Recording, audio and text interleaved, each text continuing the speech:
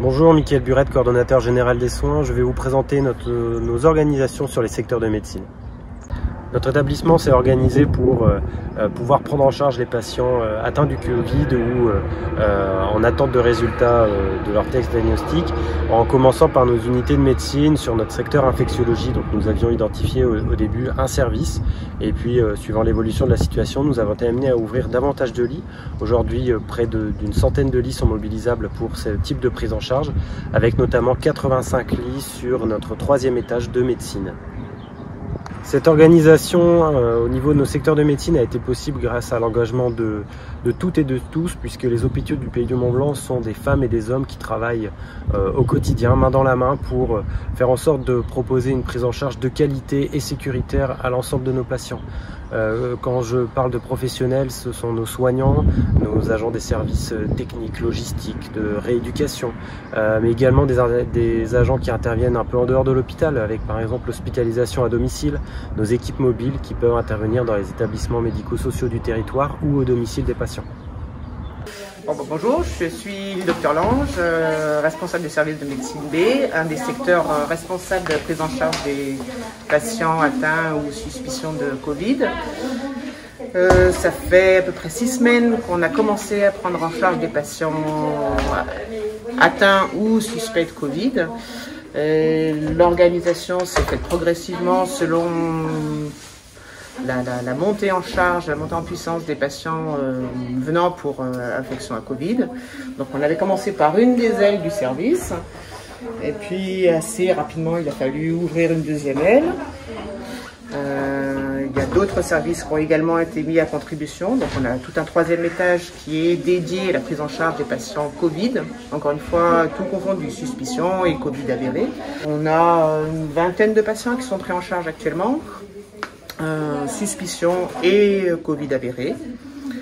Et on travaille en collaboration avec les collègues des autres services du secteur Covid, ainsi bien sûr qu'avec les urgences, les soins continus et surtout nos collègues qui nous aident au 4e étage qui est un secteur hors Covid pour prendre en charge les patients qui ont des pathologies chroniques autres que Covid.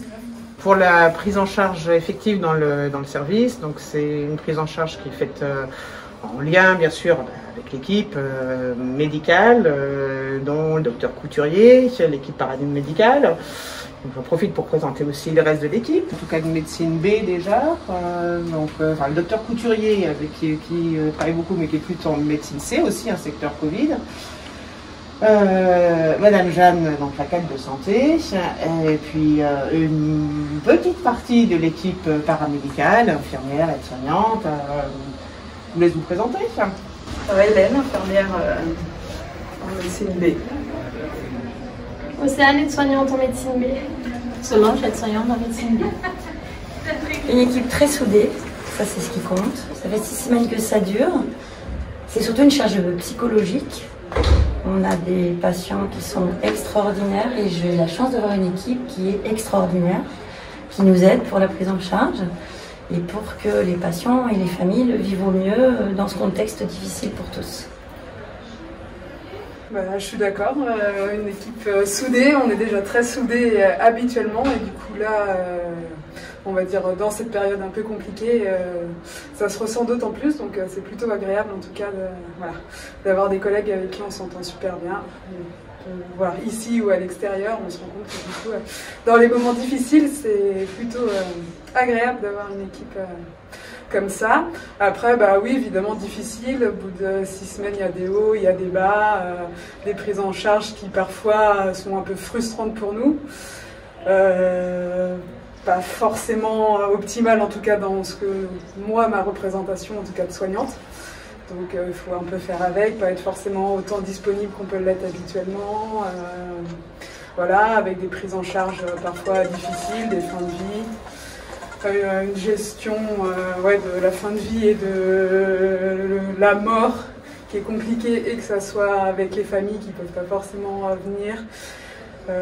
La procédure qui est derrière, qui est un peu compliquée, mais après voilà, c'est toujours pareil, le fait qu'on soit une équipe soudée, qu'on ait et notre cadre et les médecins autour de nous permet de passer le cap plutôt de façon, disons, correcte. Donc les patients à leur arrivée dans leur service sont pris en charge dans des chambres seules, comme celle-ci. Une chambre d'hospitalisation classique avec une mesure d'isolement qui est mise dès l'entrée de la chambre du patient.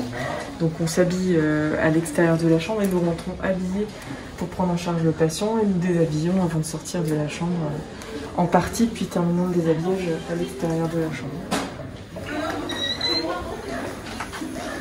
Alors, le circuit du patient qui arrive aux urgences pour une suspicion de Covid, s'il est d'emblée dans la filière Covid, donc il monte dans un des secteurs Covid, donc médecine A, médecine B, médecine C ou médecine D, quelquefois. Donc là, il est soit suspicion, soit Covid avéré, selon les examens qui ont été faits auparavant. Il y a la prise en charge dans le service. Quelquefois, on peut infirmer la suspicion de Covid et à ce moment-là, après les examens qui ont formellement écarté l'infection Covid, il peut monter dans un, s'il nécessite encore une hospitalisation, monter au 4e étage pour être pris en charge par nos collègues qui prennent en charge donc les patients non Covid, soit éventuellement rentrer à domicile si l'hospitalisation ne se justifie plus. Et pour les patients qui restent dans le service avec une infection Covid avérée, il y a plusieurs possibilités. Soit leur état s'améliore au cours des séjours, ils peuvent retourner éventuellement à domicile, soit retourner à domicile mais sous le couvert, par le biais d'une HAD, ou bien si leur état le nécessite, transférer aux soins continus, voire en réanimation en collaboration avec nos collègues de réanimation du CHAL et des soins continus de l'hôpital de Sallanches. On tenait à remercier aussi, toute cette organisation a pu être mise en place aussi grâce à la collaboration entre les différents médecins, y compris les médecins qui s'occupent de patients Covid, y compris également les médecins qui s'occupent de patients non Covid, parce qu'ils nous aident énormément, parce qu'actuellement malheureusement on ne peut pas prendre en charge ces patients-là.